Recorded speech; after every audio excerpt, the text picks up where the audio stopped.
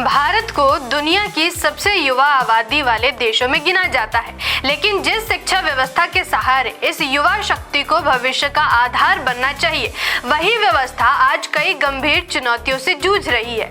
सरकारी रिपोर्ट्स, शिक्षा विशेषज्ञों और विभिन्न सर्वेक्षणों से यह संकेत मिलता है कि देश की शिक्षा व्यवस्था में गुणवत्ता, संसाधनों और अवसरों की समानता को लेकर बड़े सवाल खड़े हो रहे हैं।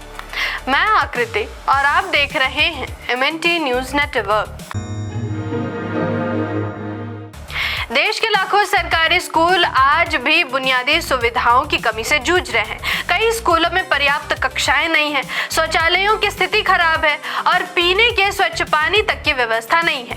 ग्रामीण क्षेत्रों में स्थिति और भी चिंताजनक है, जहां एक ही शिक्षक कई कक्षाओं को पढ़ाने के लिए मजबूर है। शिक्षक पदों की बड़ी संख्या में रिक्तियां शिक्षा की गुणवत्ता को सीधे प्रभावित कर रही है।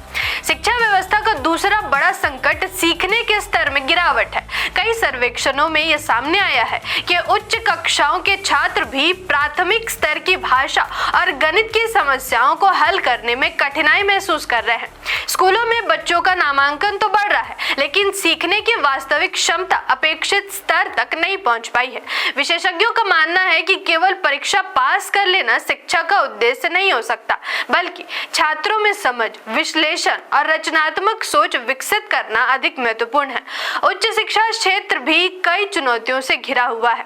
विश्वविद्यालयों और कॉलेजों में शिक्षकों के हजारों पद खाली पड़े हैं। शोध और नवाचार के लिए पर्याप्त संसाधनों का अभाव है। बढ़ती फीस के कारण गरीब और मध्यम वर्ग के छात्रों के लिए गुणवत्तापूर्ण शिक्षा प्राप्त करना कठिन होता जा रहा है। निजी संस्थानों पर बढ़ती गंभीरता ने शिक्षा को एक सेवा के बजाय व्यवसाय में बदलने की चिंता भी बढ़ाई है। डिजिटल शिक्षा को भविष्य का समाधान बताया गया था, लेकिन डिजिटल विभाजन आज भी एक बड़ी समस्या है। शहरों में जहां छात्र ऑनलाइन संसाधनों का लाभ उठा रहे हैं, वहीं ग्रामीण और आर्थिक रूप से कमजोर परिवारों के कई बच्चे इंटरनेट और डिजिटल उपकरणों की कमी के कारण पीछे छूट रहे हैं। इससे शिक्षा में असमानता और बढ़ने का खतरा पैदा हो गया है। विशेषज्ञों का कहना है कि यदि भारत को विकसित राष्ट्र बनाने का सपना साकार करना है, तो शिक्षा के क्षेत्र में बड़े और ठोस सुधारों की आवश्यकता होगी। स्कूलों में बुनियादी सुविधाओं का विस्तार, शिक्षकों की नियमित नियुक्ति, गुणवत्तापूर्ण प्रशिक्षण, शोध को बढ़ावा और शिक्षा पर सार्वजनिक खर्च में वृद्धि जैसे कदम आवश्यक हैं। शिक्षा केवल डिग्री प्राप्त करने का माध्यम नहीं, बल्कि किसी भी देश के सामाजिक और आर्थिक विकास की नींव होती है। यदि शिक्षा व्यवस्था कमजोर होती है, तो उसका प्रभाव आने वाली पीढ़ियों और पूरे राष्ट्र के भविष्य पर पड़ता है। ऐसे में यह सवाल है कि क्या भारत अपनी शिक्षा व्यवस्था को मजबूत बनाने के लिए समय रहते आवश्यक कदम उठा पाएगा, या फिर यह संकट और गहरा होता जाएगा। गौतम बुद्ध के अनुसार शिक्षा का उद्देश्य केवल ज्ञान प्राप्त करना नहीं, बल्कि मनुष्य के चरित्र, विवेक और नैतिक विकास का निर्माण करना है। बुद्ध ने शिक्षा को जीवन को समझने और दुख से मुक्ति पाने का साधन माना। बुद्ध का मानना था कि सच्ची शिक्षा वह है जो व्यक्ति को स्वयं को समझने और सत्य का बोध कराने में सक्षम बनाए।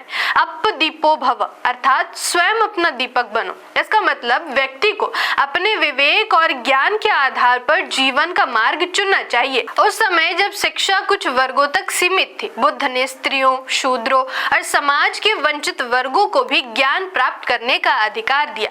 यह शिक्षा में समानता और समावेशिता का महत्वपूर्ण संदेश था। बाबा साहेब डॉक्टर भीमराव अंबेडकर का मानना था कि किसी भी समाज की प्रगति इस बात पर निर्भर करती है कि शिक्षा का लाभ समाज के अंतिम व्यक्ति तक पहुंचे।